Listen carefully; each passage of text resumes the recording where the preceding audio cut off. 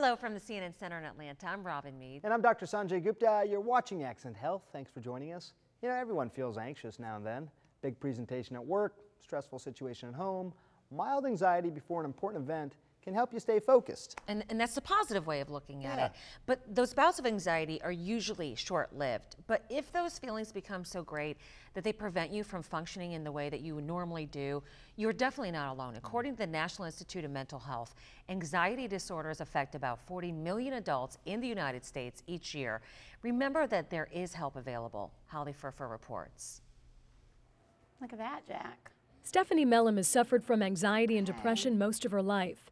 Married with 2 kids, her days are filled with carpools, nap time, cooking, cleaning, and laundry, which can leave her feeling overwhelmed.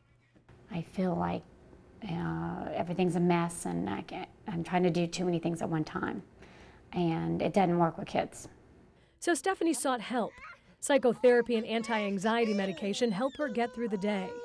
I feel like I'm a much better parent and wife taking my medication. So how do you know what you're experiencing goes beyond just feeling anxious and is a true anxiety disorder? Anxiety is excessive worry. You know, we all tend to feel some sort of anxiety all the time, you know, at some point.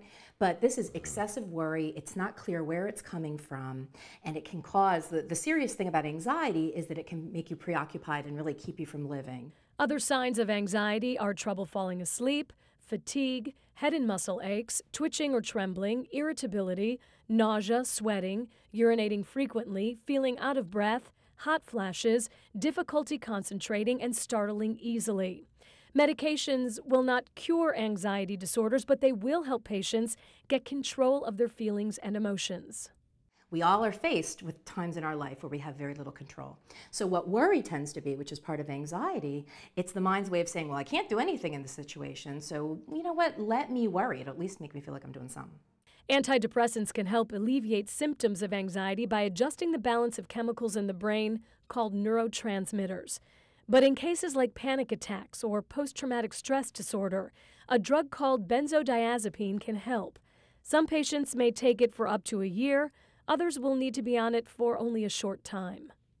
Doctors say they do not know exactly what causes those chemical imbalances in the brain, but research shows there is a genetic component.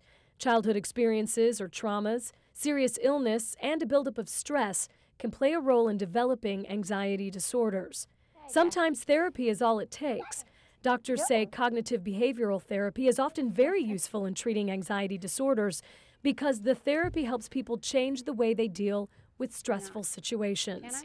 The most important element, say doctors, is with a growing understanding of mental health issues, it's easier to recognize an ongoing problem and get help. It's not a sign of weakness. Like, we look at medical conditions and we don't judge. We say, you're diabetic, you need to take your medication, you treat it. It's the same thing with this. But we need to take the morality piece out of it. This is not about not having a strength of character. It's about just dealing with what's in front of you and moving forward. For CNN, I'm Holly Furfer.